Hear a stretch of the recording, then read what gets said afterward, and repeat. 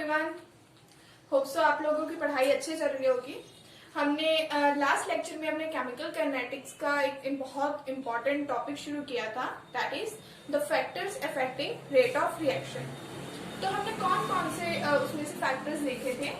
Nature of reactants, concentration of reactants, temperature and catalyst.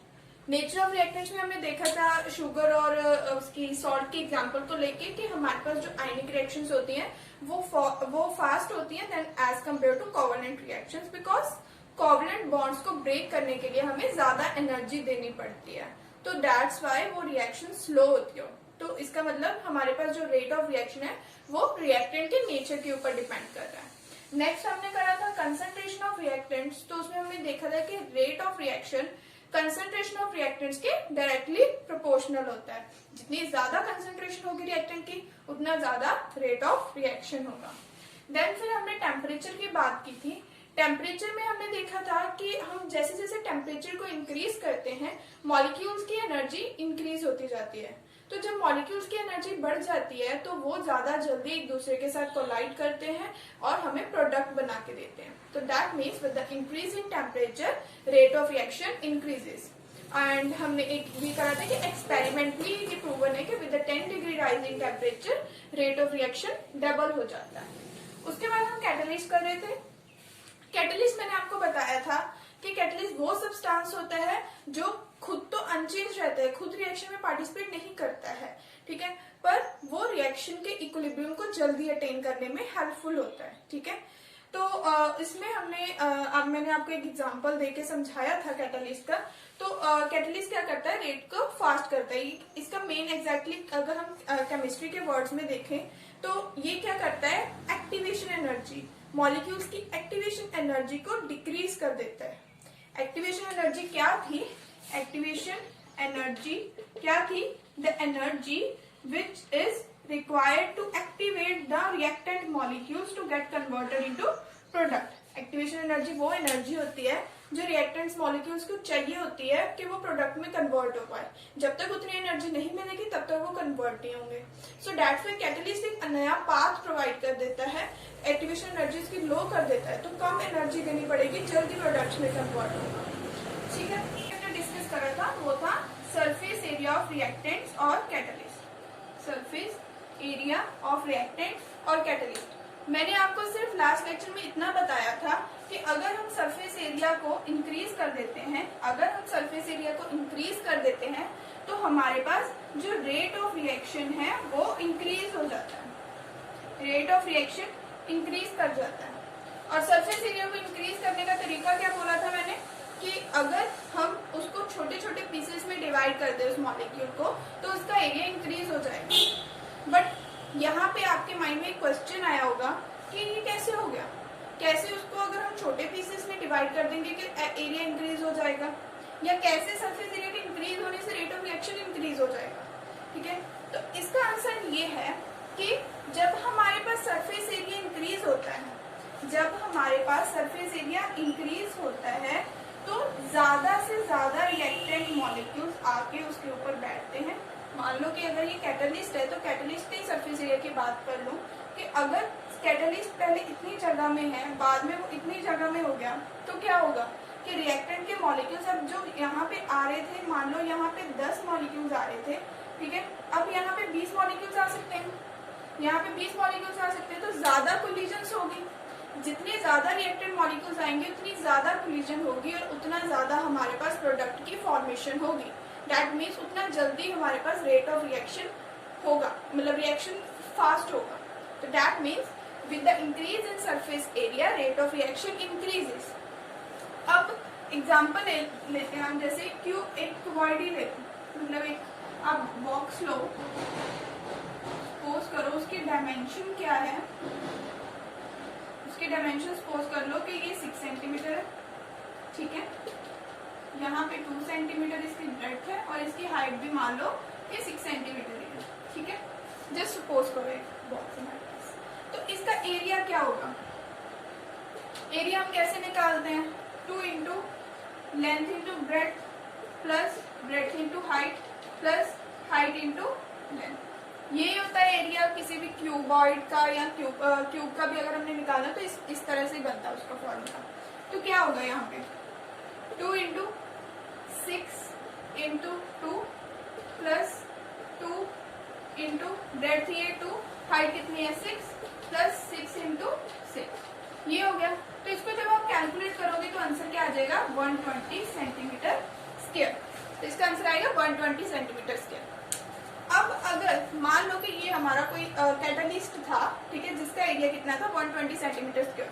अब अगर मैं इसको स्मॉल पीसेस में डिवाइड कर दूं, मान लो कि इसका मैंने इतना सा हिस्सा मतलब ऐसे इतने हिस्से में डिवाइड कर दिया, ऐसे करके मैंने इसको 9 हिस्सों में डिवाइड कर दिया, ठीक है। तो जो इतना हिस्सा होगा पहले हम उसका एरिया निकालेंगे, ठीक है। एक जो छोटा हिस्सा है पहले हम उसका एरिया निकालते हैं। तो इसका एरिया क्या होगा, मान लो कि इसकी जो डायमेंशन है वो कितनी है 2 सेंटीमीटर होगी, इसकी डायमेंशन 2 सेंटीमीटर होगी, ठीक है, 2 सेंटीमीटर, ये भी 2 सेंटीमीटर, ठीक है, और इसकी जो लेंथ हाइट मतलब सब मान लो 2 सेंटीमीटर है। तो इसका एरिया क्या हो जाएगा, एरिया इज इक्वल्स टू क्या होता है 6 क्यूब। अब ये क्यूब बन गया ना, अगर हम डायरेक्ट क्यूब का फॉर्मूला यूज कर ले तो 6a स्क्वायर, नहीं तो आप ऐसे भी कर सकते हो। तो यहाँ पे क्या आ गया 6a स्क्वायर लिख दिया मैंने, क्या हो जाएगा 6 इंटू 2 का स्क्वायर मतलब 6 इंटू 4। तो इसका आंसर क्या आ गया 24 सेंटीमीटर स्क्वायर, ठीक है।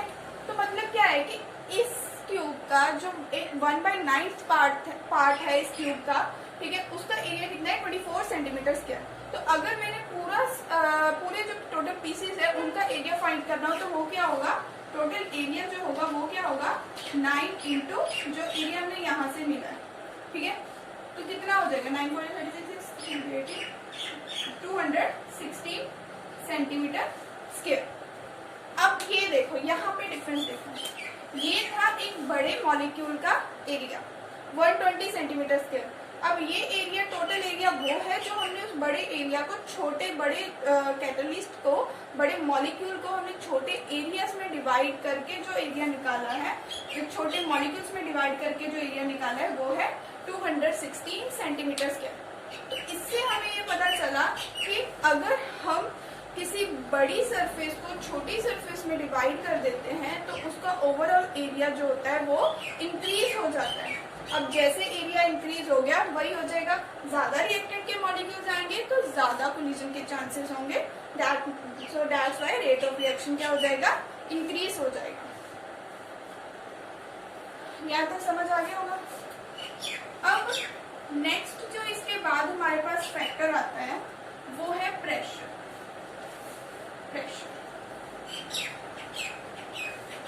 ठीक है, नेक्स्ट फैक्टर है प्रेशर। अब प्रेशर कैसे इफेक्ट करता है रेट ऑफ रिएक्शन को। अगर आप किसी हिली एरिया में जाते हो, वहां पे जाके खाना बनाओ और यहाँ पे प्लेन एरिया में जो ये वाला मतलब प्लेन एरिया में अगर आप बनाओ और अगर आप हिली एरिया में बनाओ तो वहां पे खाना बनाने के टाइम में आपको एक डिफरेंस मिलेगा। आपको लगेगा कि वहां पे जो खाना बना रहे हैं ना उसमें टाइम लग रहा है बनाने में। यहाँ पे अगर आपको 10 मिनट लग रहे हैं तो वहां पे 20 मिनट लग रहे होंगे। तो ऐसा क्यों होता है, ये सब किस वजह से होता है, प्रेशर की वजह से। इसका मेन रीजन क्या है, प्रेशर। जैसे जैसे हमारे पास हाइट इंक्रीज होती जाती है वैसे वैसे जो प्रेशर होता है ना वो कम होता जाता है, प्रेशर डिक्रीज होता जाता है। अगर हम यहाँ पे हैं तो यहाँ पे प्रेशर जो होगा वो ज्यादा होगा, प्रेशर क्या होगा ज्यादा होगा, ठीक है। बट अगर आप हाइट हिली एरिया पे जाते हो, माउंटेन्स पे जाते हो, वहां पे जाके आप खाना वगैरह बनाओगे तो वहां पे जो लोग हैं ना वो कहीं वहां पे जाके जब आप देखोगे ना तो आपको क्या लगेगा कि आपका खाना जो है वो देर से बन रहा है। तो इसका रीजन क्या है कि वहां पे क्या है प्रेशर कम है, वहां पे क्या है प्रेशर कम है, ठीक है। तो अगर हमारे पास प्रेशर डिक्रीज होता है तो रेट ऑफ रिएक्शन भी डिक्रीज हो जाता है। प्रेशर जो है वो डायरेक्टली रिलेटेड है रेट ऑफ रिएक्शन से, रेट ऑफ रिएक्शन से, रेट ऑफ रिएक्शन से डायरेक्टली रिलेटेड है। अगर एक और एग्जांपल देखो कि अगर हमने एक छोटे से बॉक्स में, है ना, गैस के कुछ मॉलिक्यूल्स, प्रेशर का रोल किस में आता है, गैसेस में आता है, हम गैसेस की बात कर लेते हैं, ठीक है मेन। तो अगर हमारे पास कुछ गैसेस के मॉलिक्यूल्स हैं, ठीक है, वो इतने से मतलब एक बॉक्स में है, और हमने यहाँ पे हमारे पास इसको क्या करा हुआ है, नॉर्मल प्रेशर मतलब एकदम खुला छोड़ा हुआ है, कुछ नहीं करा हमने, ठीक है, नॉर्मल ढक्कन बनता है। बट अगर मैं इसके ऊपर प्रेशर इंक्रीज कर देती हूँ, बाहर से प्रेशर लगाती हूँ, तो क्या होगा, गैसेस के मॉलिक्यूल एक दूसरे के पास आएंगे, ये जो लिड होगी वो क्या होगी, वो अंदर तक आ जाएगी, यहाँ तक आ जाएगी, गैसेस पे प्रेशर बढ़ेगा मॉलिक्यूल्स के ऊपर। जो गैसेस के मॉलिक्यूल्स अब दूर दूर थे, अब वो क्या हो गए, पास आ गए। तो दूर दूर जो मॉलिक्यूल्स थे उनमें क्या था, फोर्स ऑफ अट्रैक्शन कम था, मतलब गैसेस के मॉलिक्यूल्स में ऑलरेडी फोर्स ऑफ अट्रैक्शन बहुत कम होती है, तभी वो उनके बीच में स्पेस ज्यादा होती है, ठीक है। तो अगर ये दूर दूर थे, अब क्या हो गया, प्रेशर लगाने से वो एकदम पास पास आ गए। जितने मॉलिक्यूल्स एक दूसरे के पास आएंगे उतना ज्यादा कोलिजन्स होंगी, उतनी ज्यादा हमारे पास रिएक्शन की रेट हो, ठीक है। तो इसलिए हम कहते हैं कि with the increase in pressure rate of reaction increase हो जाता है, और with the decrease in pressure rate of reaction decrease हो जाता है। अब अगर हम हाइट पे जाते हैं तो प्रेशर डिक्रीज हो गया, और वहां पे प्रेशर डिक्रीज हो गया, तो मतलब प्रेशर भी टेम्परेचर से भी डायरेक्टली रिलेशन होता है, ठीक है। प्रेशर का टेम्परेचर से डायरेक्टली रिलेशन होता है। आपने गैस लॉस अगर पढ़े होंगे तो आपने देखा होगा वहां पे कि P directly proportional to temperature होता है। तो अगर हमारे पास प्रेशर कम है हाइट पे, तो वहां पे टेम्परेचर भी कम होगा। अगर आप हिमाचल वगैरह इस साइड जाओ तो वहां पे टेम्परेचर कम होता है, ठंड होती है वहां पे एज कम्पेयर टू यहाँ, ठीक है। तो इसका मतलब क्या है, प्रेशर डिक्रीज तो टेम्परेचर डिक्रीज, प्रेशर डिक्रीज तो टेम्परेचर डिक्रीज, टेम्परेचर डिक्रीज तो आपको कुकिंग टाइम ज्यादा लगेगा। कोई भी चीज कुक करने के लिए, अगर आप एग बॉईल कर रहे हो, कुछ सब्जी वगैरह बना रहे हो, तो उसमें आपको टाइम लगेगा, ठीक है। रेट ऑफ रिएक्शन डिक्रीज हो। अब नेक्स्ट एक और हमारे पास फैक्टर आता है, नेक्स्ट जो फैक्टर है वो है रेडिएशंस। रेडिएशंस मतलब लाइट, एनर्जी। रेडिएशंस का क्या इफेक्ट पड़ता है रिएक्शन के रेट के ऊपर। आपने देखा होगा कि कुछ रिएक्शंस ऐसी हैं जो अगर आप अंधेरे में करोगे, मतलब लाइट का सोर्स नहीं है वहां पे करोगे, तो वो स्लो होती है या होंगी नहीं। अगर आप लाइट में रख दो तो इतनी ज्यादा जल्दी हो जाती है कि उनको कंट्रोल करना मुश्किल हो जाता है। इससे अगर आपके दिमाग में कुछ आया हो, कौन सी रिएक्शंस होती हैं, वो फ्री रेडिकल रिएक्शंस जो चेन मैकेनिज्म से चलती हैं। उनमें क्या देखते हैं हम, जैसे आप उसकी बात कर लो हाइड्रोजन की, H2 प्लस क्लोरीन, ये क्या है, लाइट की प्रेजेंस में हमारे पास HCl बनाते हैं, है ना। लाइट की प्रेजेंस में हमारे पास HCl बनाते हैं। होता क्या है कि जब हमारे पास लाइट इन मॉलिक्यूल्स के ऊपर, रिएक्टेड मॉलिक्यूल्स के ऊपर स्ट्राइक करती है, तो ये कन्वर्ट हो जाते हैं फ्री रेडिकल्स में। H फ्री रेडिकल में कन्वर्ट हो जाता है, क्लोरीन फ्री रेडिकल में कन्वर्ट हो जाता है। तो आगे आगे इनकी वैसे चेन इनिशिएशन होती है, फिर चेन प्रोपिगेशन होती है। ये अलग चीज है, मतलब इसको हम डिटेल में नहीं पढ़ते, बट हाँ ऐसे होता है कि चेन इनिशिएशन होगी, H फ्री रेडिकल बन गया, क्लोरीन फ्री रेडिकल बन गया, फिर उसके बाद हमारे पास चेन की प्रोपिगेशन होती है। तो चेन की प्रोपिगेशन होती है तो हमारे पास ये मॉलिक्यूल्स बनते हैं, ठीक है, HCl बनता है। तो ये किससे चला है, फ्री रेडिकल मैकेनिज्म से। जनरली जितने भी फ्री रेडिकल मैकेनिज्म्स होती हैं, फ्री रेडिकल रिएक्शंस होती हैं, वो लाइट की प्रेजेंस में होती है।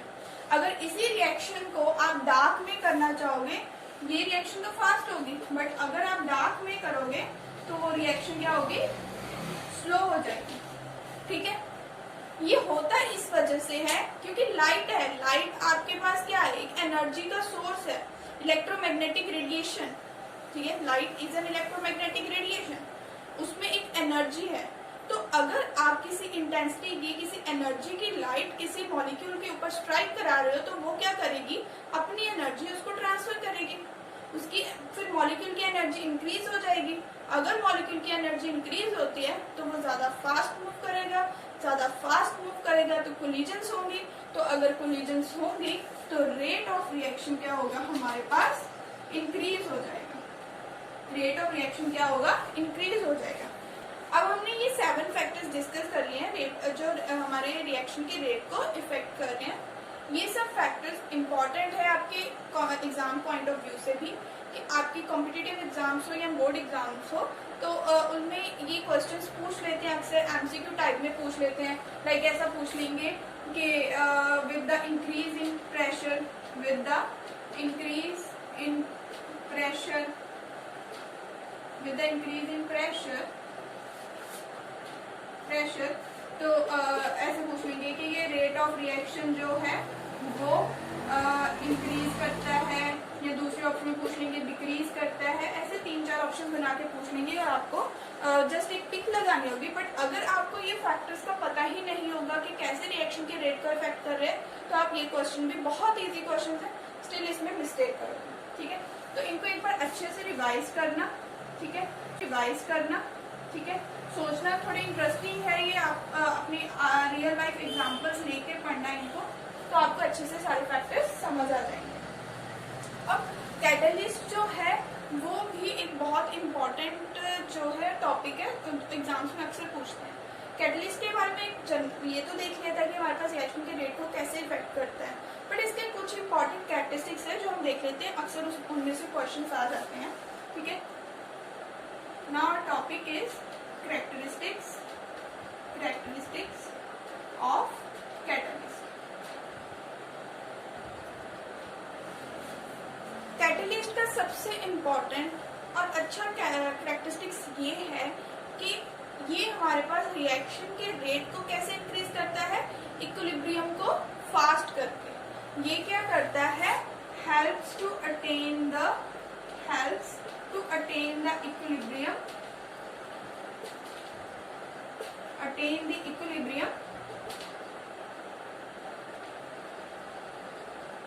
फास्ट। पर ये इक्विलिब्रियम को अफेक्ट नहीं करता है, do not change and do not alter the equilibrium. Equilibrium को इफेक्ट नहीं करेगा ये सिर्फ उसके रेट को, उसके अटेनमेंट को इंक्रीज करेगा कि वो जल्दी अटेन हो जाए। ऐसा नहीं है कि वो इक्विलिब्रियम को हमारे पास चेंज कर दे। इक्विलिब्रियम दूसरा जो सबसे इम्पोर्टेंट कैरेक्टरिस्टिक्स होता है कि ये खुद रिएक्शन में पार्ट नहीं लेता है, do not take part in the reaction. ये मैंने आपको पहले भी बताया था कि ये रिएक्शन में पार्ट नहीं लेता है। रिएक्शन करने के बाद आप कैटलिस्ट को एज इट इज निकाल सकते हो। देन आता है हमारे पास कि ये बहुत स्मॉल अमाउंट में यूज होते हैं, स्मॉल अमाउंट इज रिक्वायर्ड। ऐसा नहीं है कि इसको बहुत इन लार्ज क्वांटिटी में हम इसको यूज करेंगे तो ही हमारे पास ये रेट के रिएक्शन को इफेक्ट करेगा। बहुत स्मॉल क्वांटिटीज ऑफ कैटलिस्ट लेते हैं हम रिएक्शन को परफॉर्म करने के लिए। ठीक है, नेक्स्ट है कि ये हमारे पास एक्टिवेशन एनर्जी को अल्टर करता है। ये हमें देखिए अल्टर दी एक्टिवेशन एनर्जी। अगर हम डेल्टा जी की बात करें या डेल्टा एच, दूसरी एनर्जी या एंथैल्पी ऑफ रिएक्शन की बात करें, तो इनके ऊपर कोई इफेक्ट नहीं पड़ता इसका। ठीक है, नेक्स्ट इंपॉर्टेंट पॉइंट इज कि ये हमारे पास सिर्फ और सिर्फ स्पॉन्टेनियस रिएक्शंस के लिए ही यूज होता है। स्पॉन्टेनियस रिएक्शंस के लिए ही यूज होता है। जो रिएक्शंस ऑलरेडी हो रही हो उसमें अगर आप कैटलिस्ट डालोगे तो वो रिएक्शन के रेट को इंक्रीज कर देगा, अदरवाइज ये रिएक्शन को कोई इफेक्ट नहीं देगा, कोई इफेक्ट नहीं करेगा। मतलब it do not initiate the reaction. Reaction initiate करने के लिए हम यूज नहीं कर सकते इसे। ओके, ठीक है, तो ये थे हमारे कुछ इंपॉर्टेंट फैक्टर्स जो हमने अभी पढ़े। अब नेक्स्ट लेक्चर में हम पढ़ेंगे इंटीग्रेटेड रेट इक्वेशन के बारे में कि ये क्या होती है, इसको पढ़ने की हमें क्या जरूरत पड़ी, इंटीग्रेटेड रेट की इक्वेशन होती क्या है, इसको पढ़ने की जरूरत क्यों पड़ी, कैसे हमारे पास ऑर्डर के with respect to rate constant की वैल्यूज हम निकाल सकते हैं। ठीक है, कैसे पता करेंगे कि कब कितने टाइम पे हमारे पास कौन सी रिएक्शन में कितना रिएक्टेंट या कितना प्रोडक्ट बचा होगा या बना होगा। ठीक है, तो ये सब चीजों के बारे में हम नेक्स्ट लेक्चर में डिस्कस करेंगे। तब तक के लिए थैंक यू।